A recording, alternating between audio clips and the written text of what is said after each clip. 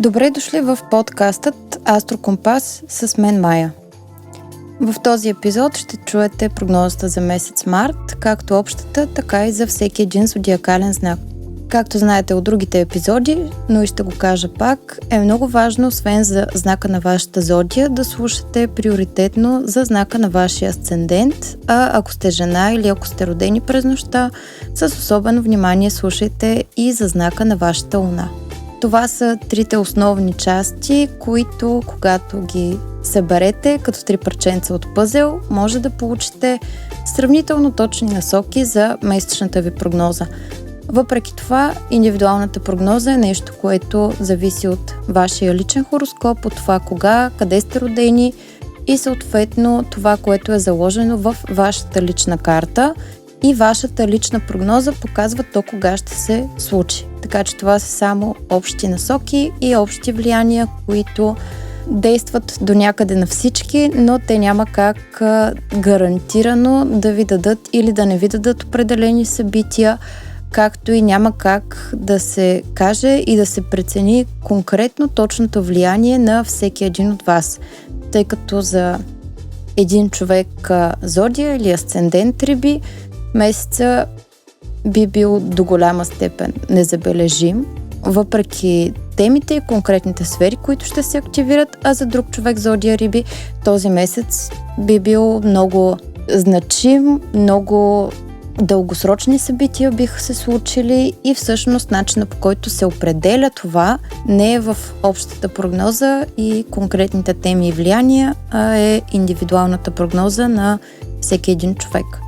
През месец март, както ще бъде и през месец април, една доста основна част от астрологичните влияния са свързани с планетата Сатурн. На първо място новолунието, което ще бъде на 10 март, то е в същия знак с Сатурн. След това Марс и Венера ще бъдат в един знак с Сатурн, а през април това допълнително ще се задълбочи. Но за месец март Сатурн със сигурност се оказва доста ключова планета, която ще влияе по един или друг начин. Първоначалното влияние, свързано с новолунието в Риби и с Сатурн, то ще се отрази най-много на Риби, Дева, Стрелец и Близнаци, т.е. на подвижния кръст, така наречен.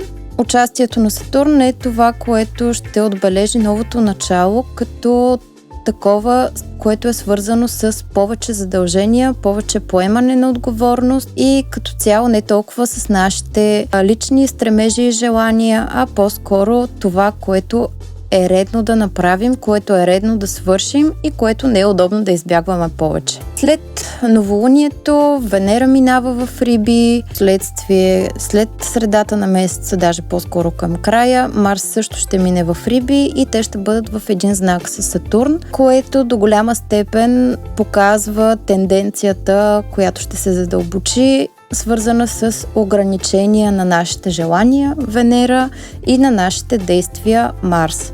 Тоест Сатурн е този, който ще ни накара да преценяваме много внимателно това, което искаме или си мислим, че искаме, ще го подлага на тестове и съответно ще пречи за реализацията на нашите желания, особено тези, които реално ние наистина не искаме, а само си мислим, че ги искаме и са по-скоро каприз.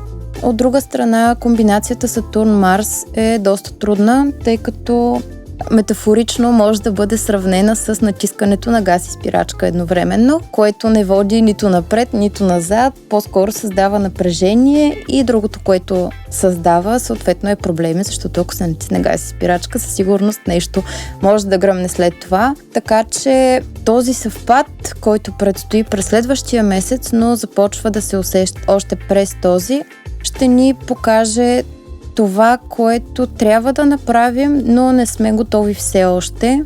Самия Сатурн, както обичам да го казвам, ще ни накара да сатурнясаме, което е доста по-поносимо за козирозите и за водолеите, защото те по принцип са свикнали да имат такава енергия и някакси по-лесно биха възприели тези насоки, тези ограничения, допълнителни отговорности и като цяло начина, по който се случва нещата, докато за другите знаци това би било значително по-трудно и водещо до нежелани отговорности, нежелан начин, по който се случват нещата. Важното в случая не е да се каже колко ще е неприятно цялото това нещо, а по-скоро да се погледне по един по-мъдър начин, в който вместо да бъдем недоволни, да се опитаме да разберем всички тези пречки, които ни се случват и които предстои да ни се случват, какво всъщност стои зад тях.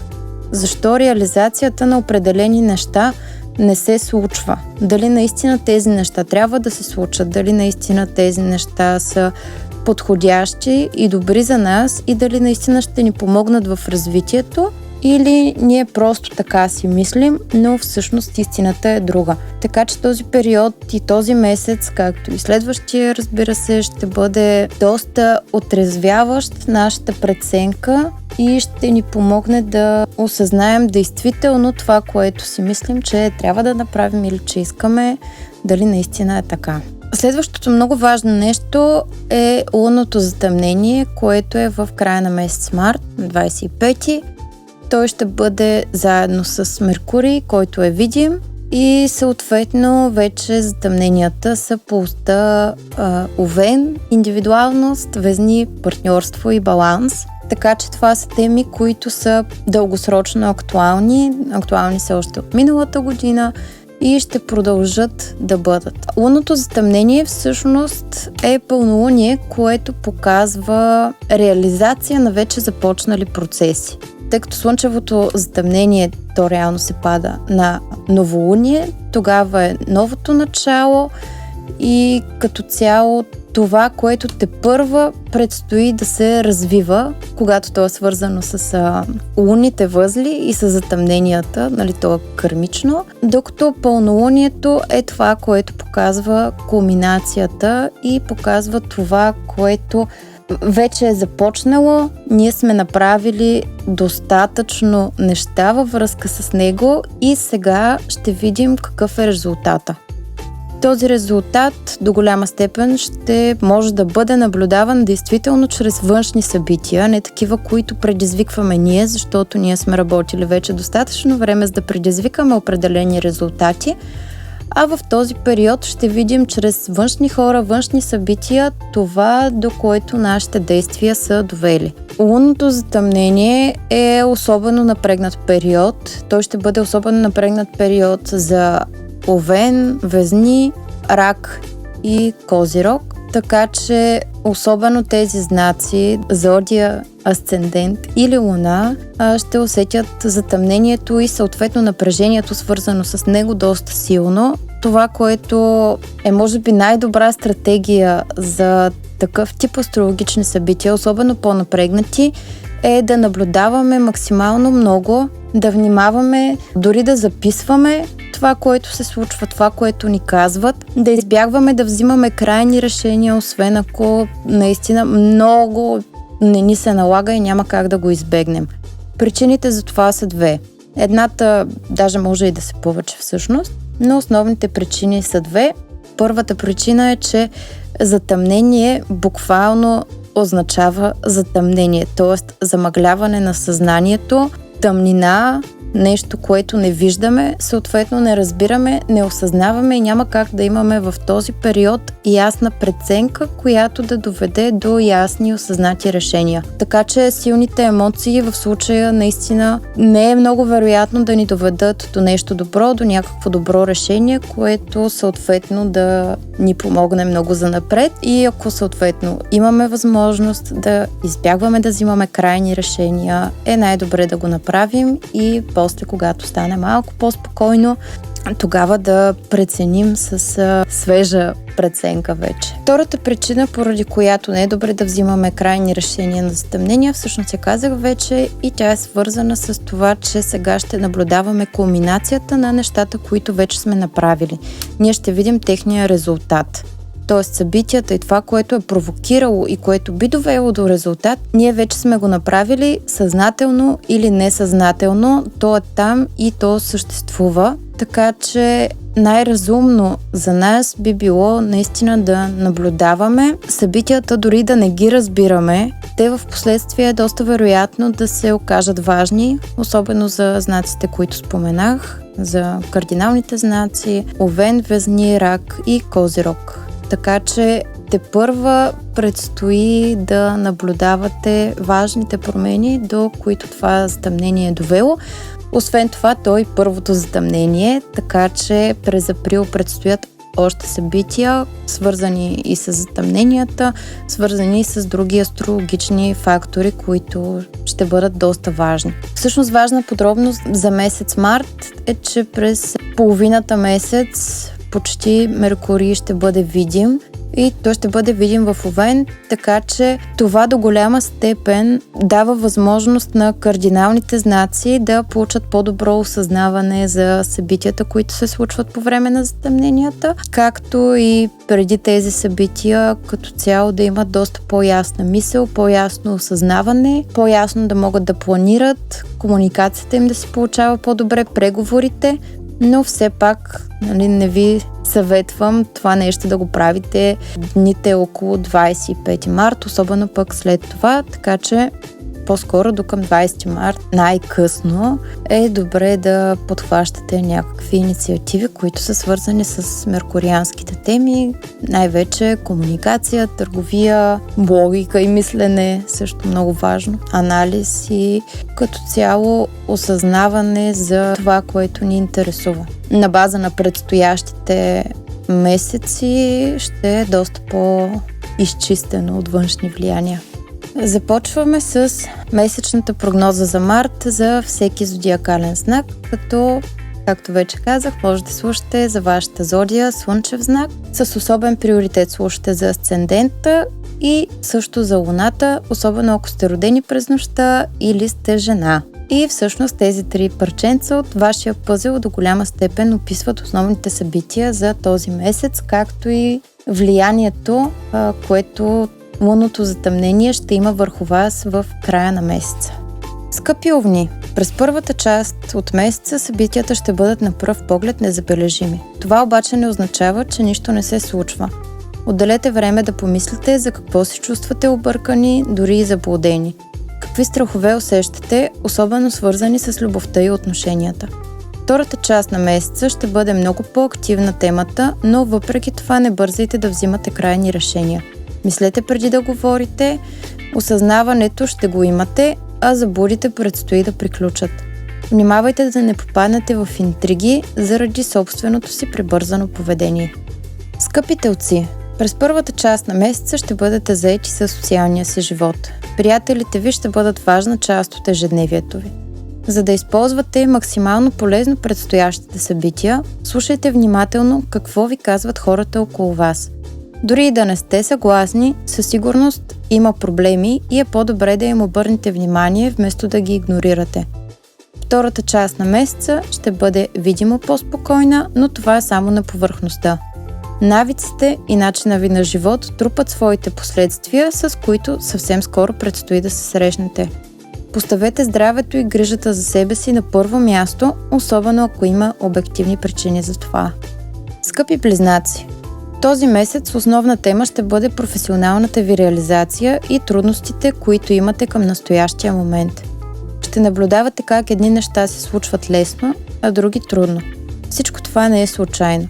В края на месеца ще имате възможност да обърнете повече внимание на вашите лични проекти, деца и творчеството във вас. Мислете за този процес като насочващ към правилната за вас сфера, но не бързайте да взимате крайни решения.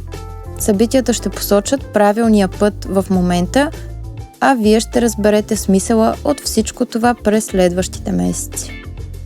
Скъпи раци, този месец ще обмисляте вашите дългосрочни цели за бъдещето. Какво и как искате да постигнете в живота си и кой може да ви помогне. Образованието също е важна тема за вас и може да ви отвори много врати в бъдеще. Въпреки този фокус, не бързайте да взимате решения, а проучвайте различни варианти за целите ви. В края на месеца ще се върнете към основите в живота ви – семейство, дом и емоционална стабилност. Обслужвайте целите, които подкрепят вашите най-важни нужди, а за другите си планове изчакайте. Скъпи лъвове! Този месец внимавайте с разходите си, а още повече с инвестициите. Тези неща не са достатъчно ясни за вас, затова не рискувайте парите си. Обърнете внимание, ако имате дългове, особено такива, които могат да бъдат проблематични. Избегнете евентуални бъдещи финансови проблеми и не рискувайте да си създадете нови. В края на месеца основно ще обърнете внимание на вашите брати, сестри, роднини и познати. Събития около тях ще ви повлияят, но въпреки това бъдете внимателни и не бързайте с решенията. Тепърва ще осъзнавате важността на събитията, така че наблюдавайте внимателно и дори си записвайте. Скъпи деви! През по-голямата част от месеца темата за партньорството ще бъде водеща. Дори и да не се случват особено забележими събития, ако внимателно наблюдавате, ще видите, че процесите са изключително важни. Не бързайте да взимате решения, защото все още предстоят промени, които да повлияят на преценката ви и желания резултат. Бъдете особено внимателни с ресурсите си, материални и енергийни, защото те не са безкрайни. Определете приоритетите си, за да може да сте ефективни. Иначе рискувате да се разпилеете, а резултатите няма да бъдат толкова успешни. Скъпи везни! През първата част на месеца вниманието ви ще бъде насочено в темите за ежедневието, навиците и здравословното ви състояние. Вижте дали и доколко ефективно разпределяте времето си и отражението върху цялостното ви състояние. Ако усетите някакви симптоми, не ги игнорирайте. Това важи още повече през втората част на месеца, когато се очакват събития, които да ви повлияят дългосрочно. Тогава обаче не бързайте да реагирате или да взимате решение, освен ако наистина не се налага. Скъпи скорпиони! Време е да станете по-сериозни и да намалите забавленията за сметка на отговорностите ви. Ако имате бизнес или личен творчески проект, добре е да започнете да влагате усилия в развитието му. Въпреки че няма да видите резултатите веднага, не се отказвайте, а инвестирайте в развитието си. През втората част на месеца събитията ще бъдат свързани с тайни, които ще излязат наяве и ще предизвикат силна реакция в близките ви. Обърнете внимание на приоритетите и навиците си и променете каквото е необходимо. Все пак не бъдете крайни, защото решенията в момента могат да доведат до неблагоприятни последици. Скъпи стрелци! През март обърнете внимание на вашия дом и семейство. Ще бъде наситено с събития, някои започнали още през миналата пролет. Втората част на месеца ще ви ангажира повече с социалния ви живот и приятелите ви. Ключови запознанства и срещи предстоят, дори и да не разберете какъв точно е смисълът им в момента. Избягвайте да взимате важни решения, а по-скоро наблюдавайте и опознавайте ситуацията. Подходящо е да задълбочите хобби и интересите си и да се запознаете с хора, които ги споделят. Време е да видите отражението на забавлението в живота ви и контактите, до които то води. Скъпи козирози! През по-голямата част от месеца ще насочите вниманието си към вашите познати и ежедневни контакти. Комуникацията ще бъде много по-активна, затова използвайте момента, ако имате цели свързани с комуникация или развитие в дигиталното пространство. Важно е да полагате усилия в това, но не бъдете крайни и новите проекти си ги запазете само като идея, която следващите месеци ще бъде проверена и подложена на тестове. Най-важните събития обаче ще бъдат свързани с кариерата ви, затова там избягвайте крайни решения. Предстои да видите резултатите от свършената работа, наблюдавайте внимателно и анализирайте, вместо да действате особено подвластни на емоциите си. Скъпи водолеи! Март ще бъде динамичен за вас. Напрежението от личните ви отношения ще отихне към средата на месеца, а фокусът ви ще се измести към ресурсите ви. Избягвайте да правите големи покупки, защото рискът да съжалите е голям. Изчакайте този месец, за да може да видите и евентуалните дефекти, които бихте пропуснали сега. Придържайте се към необходимото, а не към удоволствието. Предстои ви промяна в дългосрочните планове. Не бързайте да я правите, но наблюдавайте и анализирайте какво и защо се налага. Тези събития ще бъдат резултат на вашите действия и цели до момента, така че няма нищо случайно. Скъпи риби, март месец ще бъде особено динамичен за вас. Предстоят ви шарени събития, които да повлияят на почти всички сфери от живота ви. Напрежението ще бъде в повече, затова се старайте да се грижите за себе си и спокойствието си. Все повече ще усещате необходимостта за действие към вашите желания и цели.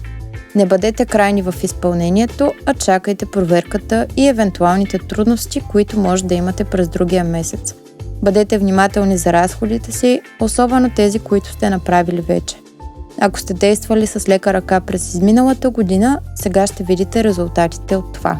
Това беше общата месечна прогноза за март. В подкаста, освен месечни прогнози, може да откриете епизод за ретроградна Венера и нейното значение. Качени са епизоди за зодия Овен и за зодия Телец, както и смисъла на астрологията в живота и любовта и връзките в астрологията, така че тези епизоди може да ги откриете и да ги слушате в приложението в папката на подкаста Астро Компас с Майя.